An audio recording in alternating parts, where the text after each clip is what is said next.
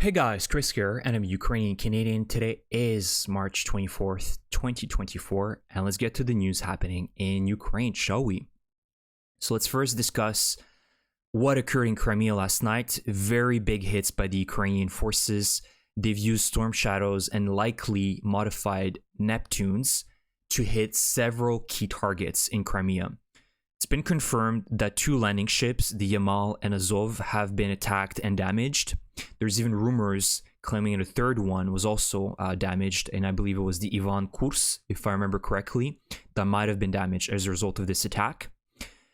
We will wait for satellite imagery because we're not sure the extent of the damage. So far, we only get the confirmation by the Ukrainian forces.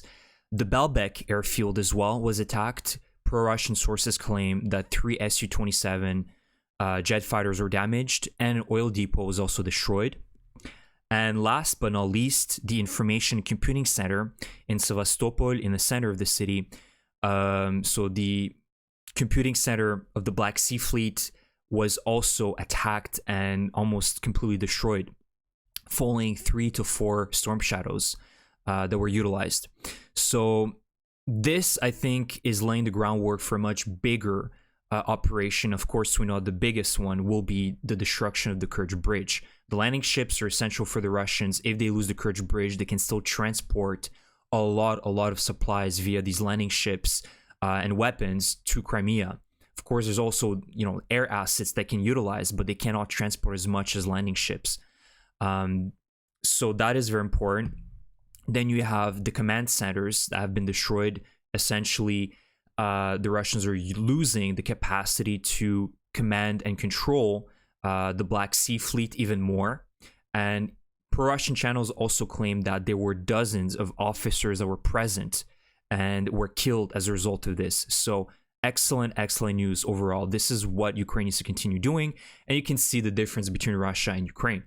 Russia, being the terrorist nation that they are, for them, it's all about hitting civilian targets, terrorize the Ukrainians. The Ukrainians are pinpointing operations against military and legitimate targets. That's the difference between Ukraine and Russia. So we'll see in the next few days, more and more of what happened in Crimea, especially in regards to the landing ships and how many of them were actually damaged. Now, let's discuss the situation in Moscow. So 2 days ago, the terrorist attack in Crocus City Hall, which we reported on Friday. So we know now that the Islamic State, ISIS, has confirmed their responsibility for this terrorist attack, despite the fact that the Kremlin, nevertheless, is trying to spin the story to put the blame on Ukraine, which is almost comical because now the Islamic State, ISIS, is trying to prove it that it's them, and they had to publish several times video proof that this was their men that conducted this terrorist attack and not the Ukrainians. Unfortunately, the death toll is over 140, and I say unfortunately because you guys know my position. I'm completely against terrorism and terrorist attacks, and despite the fact that my sympathy levels for Russians is almost non-existent, I will never support terrorism. And the Ukrainians have never resorted to these types of tactics. And this is the difference, again, between Russia and Ukraine. And the irony as well, Russia, being the terrorist nation, is now being terrorized by terrorist organizations, right? The irony of that. So there's a few scenarios following this attack in Moscow, because we know that the United States and other intelligence agencies across the world issued statements 2 weeks ago warning the Kremlin that this could happen. And what likely happened is that perhaps Putin and the FSB knew about this attack and they decided not to act for useful Kremlin propaganda. Now we get the confirmation that the Kremlin tried to put the blame on Ukraine, which is very useful for them because then it gives even more of a reason to mobilize hundreds of thousands of men and women for the war effort in Ukraine.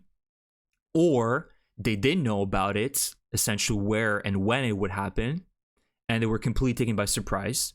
And just to not lose face in front of the Russians, they're still trying to put the blame on Ukraine. So, you guys let me know what you guys think, what the possible scenarios here, what happened, essentially, what the Kremlin how the Kremlin decide to act on this. And I think one of the things here that is important to highlight, which is very, very suspicious, is that the Russian security forces took over an hour to respond to this. There was nothing going on, no military or security forces present in Krakow City Hall over an hour. I think it was an hour, like 17 minutes before they actually came. So, in the capital of Russia, do you think this is an acceptable response time following such a bad, terrible terrorist attack, right? I don't know. I think that this is very, very fishy, and there's a lot of holes in this story. So I'm thinking that this could very well be the FSB very well knowing that this could happen, and they just decide not to act on it. But then again, we're just theorizing here, and there's many scenarios that could have played out. And the last thing I want to mention is that Russia has essentially allowed the rebirth of ISIS. ISIS has laid dormant in the last few years. The world essentially acted on them very efficiently, and ISIS is pretty much a shadow of its former self at its height in 2014 and 2015.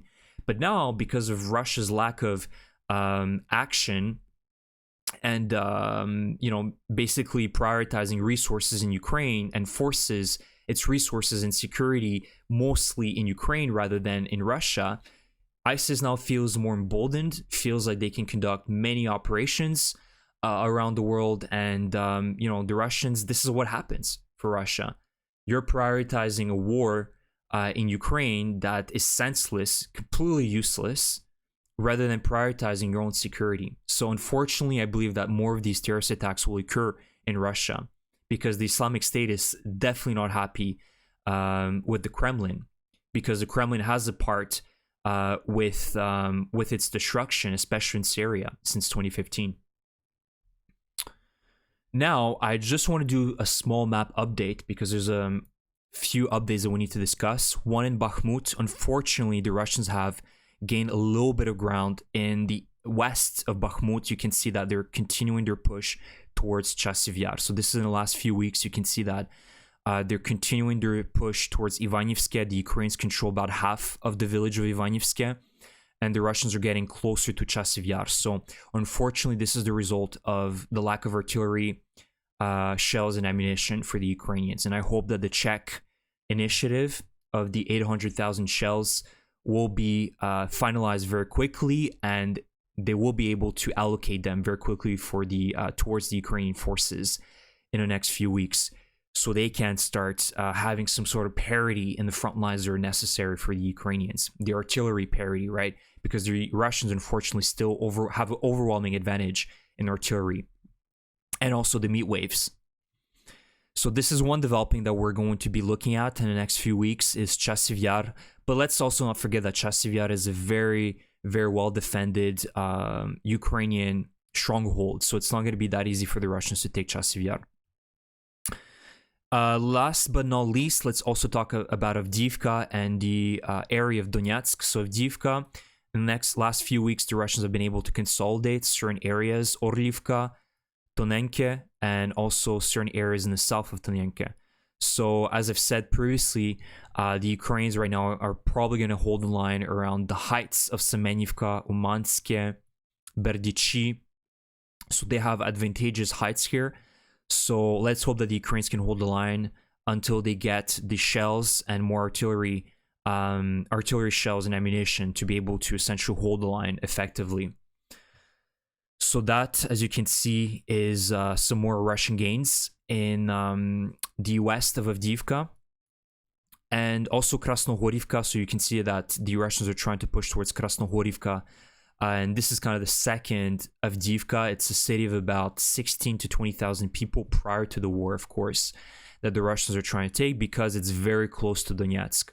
So the Ukrainians absolutely need to hold this city and be able to defend it, because it's advantageous for the Ukrainians to be so close to Donetsk.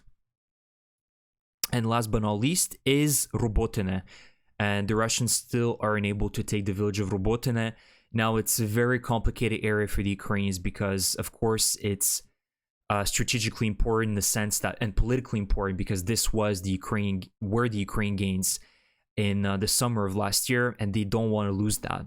there was a lot of effort being made to able to gain this ground, and they don't want to lose it. So I understand that, but at a certain point, it's not an advantageous position to be in. You can see that the Russians are pushing from the east of Robotine, from the west and the center, and it's very difficult to hold this area that is pretty much just open fields.